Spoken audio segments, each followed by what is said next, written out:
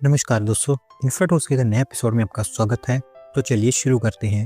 पहली खबर की शुरुआत करते हैं अमेरिकन ईवी जायंट टेस्ला से, जिन्होंने भारत के अंदर उनका तीसरा सुपर चार्जिंग स्टेशन तैयार कर दिया है और स्पेसिफिकली गुड़गांव के अंदर ये बनकर तैयार हुआ है। तो दोस्तों, टेस्ला को हालांकि भारत के अंदर कुछ खास अच्छा रिस्पॉन्स देखने को नहीं मिल रहा है, लेकिन उसके बावजूद भी ये धीरे धीरे उनके शोरूम्स भी बढ़ाते जा रहे हैं और साथ साथ जो ईवी चार्जिंग इंफ्रास्ट्रक्चर है उसको भी सेटअप करते जा रहे हैं।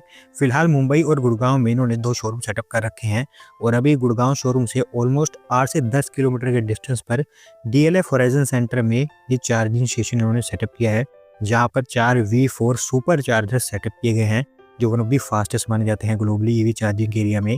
हर एक की पीक चार्जिंग स्पीड 250 किलोवाट की है और होपफुली इस तरह के ओवर चार्जिंग स्टेशन ये देश के अंदर सेटअप करेंगे। अगली दोस्त update Andaman and Nicobar islands को लेकर है, जिसके ग्रेट निकोबार आइलैंड के ऊपर अभी दूसरी एयरफील्ड को लेकर प्रीलिमिनरी वर्क स्टार्ट हो चुका है और इसके लिए कंसल्टेंट हायरिंग को लेकर अभी टेंडर भी फ्लोट किए गए हैं।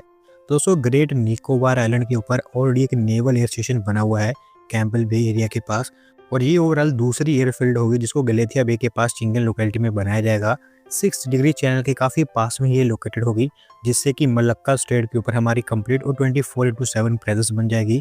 स्ट्रेटजिकली ये हमारे लिए बहुत ज़्यादा इंपॉर्टेंट होने वाला है, क्योंकि अगर कल को चाइना कुछ ऊट-पटांग हरकत करता है तो हम यहाँ से मलक्का स्ट्रेट को डायरेक्टली चोक कर पाएंगे, जिससे कि चाइना का सारा ट्रेड रुक जाएगा।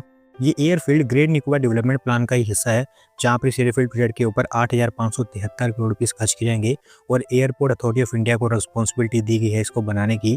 हमारी डिफेंस फोर्सेस के साथ साथ सिविलियन एयरक्राफ्ट के लिए भी इस एयरफील्ड का इस्तेमाल होगा। अगली दोस्त अपडेट टेक्सटाइल सेक्टर से है, जहाँ पर दोस्तों पीएम मित्रा टेक्सटाइल पार्क के ऊपर फाइनली कुछ प्रोग्रेस आगे बढ़ता हुआ दिखाई दे रहा है, क्योंकि हमारी यूनियन मिनिस्ट्री ऑफ टेक्सटाइल्स के द्वारा बताया गया है कि 3 पीएम मित्रा टेक्सटाइल पार्क्स को लेकर डीपीआर रिपेयर कर ली गई है। दोस्तों, पीएम मित्रा स्कीम के अंतर्गत देश के अंदर 7 लार्ज स्केल के टेक्सटाइल पार्क्स तैयार किए जा रहे हैं अलग अलग स्टेट्स के अंदर। और मैं आपको बता दूं कि ये टेक्सटाइल पार्क्स ऑलरेडी काफ़ी ज़्यादा डिलेड है, क्योंकि 7 में से अभी एक भी बनकर तैयार नहीं हुआ है। मिनिस्ट्री ऑफ टेक्सटाइल्स का कहना है कि लखनऊ, कलबुर्गी और नवसारी इन 3 टेक्सटाइल पार्क्स को लेकर अभी डीपीआर प्रिपेयर कर ली गई है। 5,567 करोड़ रुपीस के आसपास यहाँ पर खर्च की जाएंगे इन्वेस्टमेंट और इंफ्रास्ट्रक्चर के रूप में। उम्मीद है कि जल्द इनके ऊपर काम भी स्टार्ट होगा। अगली दोस्तों अपडेट आंध्र प्रदेश से है, जहाँ पर दोस्तों मेडिकल डिवाइसेस की मैन्युफैक्चरिंग को लेकर एक core medical device manufacturing zone तैयार किया जाएगा स्टेट गवर्नमेंट के द्वारा और इसके लिए विशाखापट्टनम सिटी को चुना गया है। तो दोस्तों, आंध्र प्रदेश में ऑलरेडी एक मेडटेक जोन बना हुआ है मेडिकल डिवाइसेस की मैन्युफैक्चरिंग को लेकर, और क्योंकि वो बहुत ही ज़्यादा सक्सेसफुल रहा है तो उसी की सक्सेस के बेसिस पर ये दूसरा मैन्युफैक्चरिंग जोन तैयार किया जाएगा मेडिकल डिवाइसेस के लिए, जो फैला होगा 500 एकड़ के एरिया में। हाई वैल्यू मेडिकल इक्विपमेंट्स जैसे कि एडवांस डायग्नोस्टिक्स, इमेजिंग टेक्नोलॉजीज और एसेंशियल कंज्यूमेबल्स यहाँ पर मैन्युफैक्चर किए जाएंगे। अगली दोस्त अपडेट उड़ीसा से है, जहाँ पर स्टेट की पहली फार्मा समिट कंक्लूड कर ली गई है उड़ीसा सरकार के द्वारा और यहाँ पर उनको टोटल 7,043 करोड़ रुपीस के इन्वेस्टमेंट प्रपोजल रिसीव हुए हैं। तो दोस्तों, फार्मा और मेडिकल सेक्टर में इन्वेस्टमेंट्स को लेकर उड़ीसा सरकार के द्वारा पहली बार स्टेट में फार्मा समिट ऑर्गेनाइज करवाई गई थी, जहां पर टोटल 45 एमओयूज उन्होंने साइन किए हैं, जिसमें से 32 फार्मा के एरिया में है, 12 मेडिकल डिवाइसेस के एरिया में है, जबकि एक प्रपोजल एक मेडिकल इंडस्ट्रियल पार्क को लेकर है। उम्मीद ये है कि उड़ीसा सरकार इनको मटेरियलाइज कर पाएगी। अगली दोस्तों अपडेट कोलकाता से है, जहां पर दोस्तों कोलकाता साइंस सिटी के अंदर एक मॉड्यूलर एक्सपोजिशन कम कॉन्फ्रेंस फैसिलिटी सेटअप की जाएगी सरकार के द्वारा और इसके लिए 200 से 250 करोड़ रुपीस का प्लान तैयार किया जा रहा है। दोस्तों, एक बार जब ये फैसिलिटी बन जाती है तो देश के ईस्टर्न पार्ट में ये बिगेस्ट MICE फैसिलिटी होगी, जहां पर इंडोर मीटिंग्स, कॉन्फ्रेंसेस और एग्जीबिशन जैसे जो इवेंट्स है वो ऑर्गेनाइज कराए जाएंगे। 5,000 लोगों को अकोमोडेट करने की इसकी कैपेसिटी होगी। इसके अलावा ये भी बताया गया है कि 3 लाख स्क्वायर फीट के एरिया में 500 से 1,000 व्हीकल्स की पार्किंग फैसिलिटी भी इसके लिए तैयार की जाएगी। अगले 2.5 से 3 सालों के अंदर अंदर आपको ये बनता हुआ दिखाई देगा।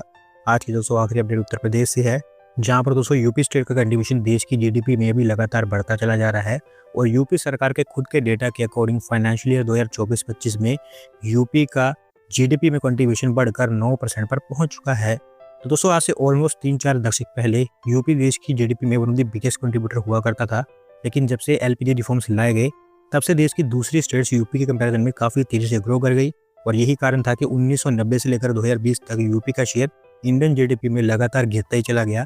पिछले 4-5 सालों के अंदर अंदर अब ये लगातार ग्रो होने लगा है।